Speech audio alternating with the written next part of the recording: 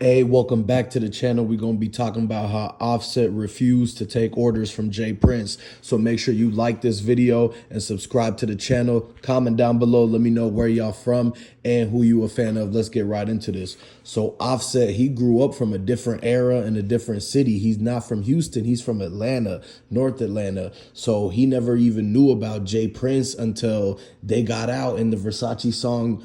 Once he got out and the Versace song was popping, they told him that they gotta fly him to Houston to talk to this big boss guy, I guess, called Prince. And that's when he first was fishy about, okay, who's this guy and why is he, why is it that I gotta go and see him and everything like that and then once he got there, he first realized how they made him check in. He was like, he got there and they literally patted his pockets and everything and made sure he didn't have nothing because he was fresh out. So they knew that they were dealing with somebody that was basically gonna be like, on some more street stuff, more street level, like protecting himself or whatever, right? So they told him, nah, we gonna handle all of that. You just go and do what the boss says. So basically from that moment on, that's when Offset was always like knew in the back of his head that he doesn't really take orders from anybody.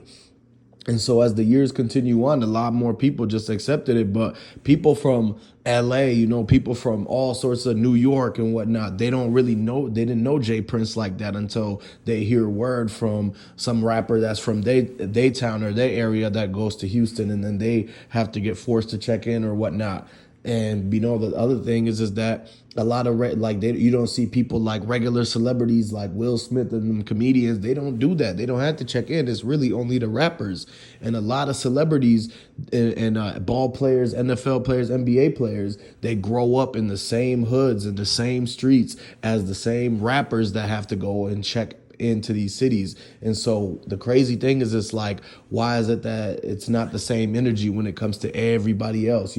Like, for example, Prince don't make the Dallas Cowboys and them check in when they come play in Houston. And so it's like, why is it that if the Dallas Cowboys people grew up in the same hood as somebody else, like Takeoff or Offset, if somebody grew up in Atlanta and plays for the Cowboys and they come to Houston, do they have to check in or not? Is Prince Jr. and them going to be on that same type of energy or as they are when the rappers come, when Offset comes, when Takeoff comes, when Quavo comes, and everything like that? No, so it's not the same thing. And so everybody realizes that not everyone knows and takes orders from everybody. So what you guys got to understand is that basically it's like he's meeting resistance. Not a lot of people had tried to resist Prince and, basically not squash the beef and whatnot. Remember when NBA Youngboy did it, and then they ended up going into it all the times that people had to get their chains back.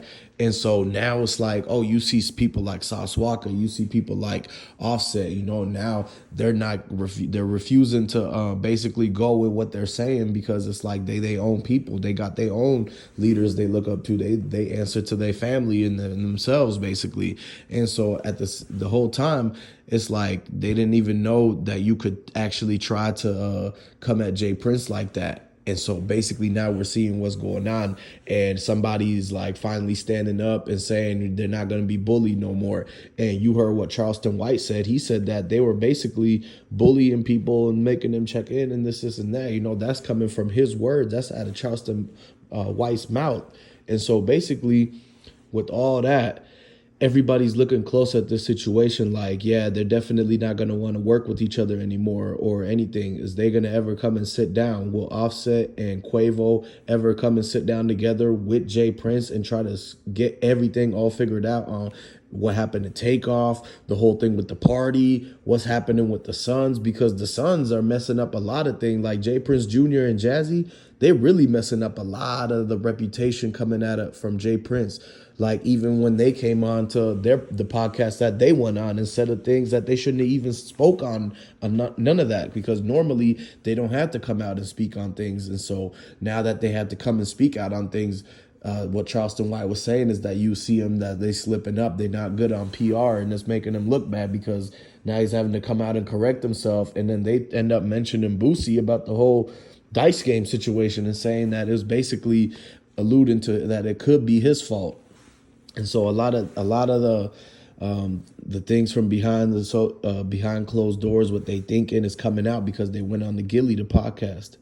When they went on Gilly the podcast, then they went and basically just started saying things because it got emotional. They started asking them questions. It was a good interview. So they asked the questions and it basically got them where they were kind of cornered in the hot seat. And so they really had to reply on these certain things because now they know that everybody that's watching Gilly the podcast, everybody that's watching CEO Media and look and tuning in to everything, and they seeing that, oh, okay, so now they on the hot seat because now finally people is asking the questions on like what's their involvement. Did any of their homies argue? They even brought up the Mike guy who basically was said rumored to have gotten into the argument with Quavo before the whole thing spilled outside.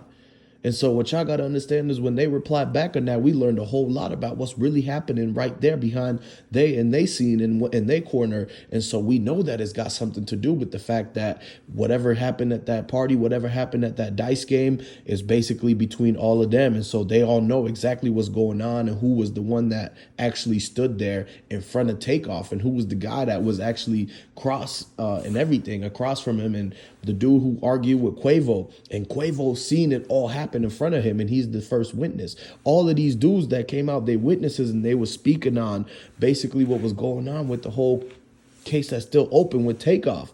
So like they came on Gilly the podcast and they got asked the questions and they actually answered. And, you know, a lot of that people were saying that it made it look a little bit funny. And so we never seen that before, have them get tested to the point where they actually had to come out and answer to something like that. And so that's when we were like, wow, it took a sharp turn in the story, because now we're seeing a lot of times when people didn't do nothing, they had nothing to do with it, they just sit in silence, let the stuff fade out, because they know that what's facts is facts, was going to come out later. The truth will actually expose or end up figuring itself out and leading everybody to find out what actually happened over time. And they can't really hold them on nothing if they ain't really got nothing, so they ain't got nothing to speak on. But the fact that they came out and actually spoke on it, a lot of times people come out and they try to like make it seem like, oh, this wasn't the way. They give their side of the story, and you wouldn't really need to give your side of the story if you didn't had nothing to do with it, and if your people wasn't actually a part of it. But the thing is that we already seen all of the footage, we already seen all of the stories and the IGs and the posts that was going on. And even when academics showed the whole thing about everybody that posted that day, that first 24 hours before those little messages and videos, them pictures was gone, we all seen all that, and we seen exactly who was there. And so now that, you know, everybody knows that, then that's what made them pressured to answer. And because they know that the party was thrown by Prince Jr. and all them. And so that's why a lot of the people are saying that it made them look bad. And so, you know, but ultimately, all in all, you know, they all from Houston. And so it's really going to be about, is Houston going to be upset about this, or the people of Houston, they're still trying to figure out, do we get justice for Takeoff even though he's not from Houston? It shouldn't matter. And so a lot of people are saying, you know, Takeoff was from Atlanta, but the people in Houston still got to get justice for him because they seen what happened and what got down.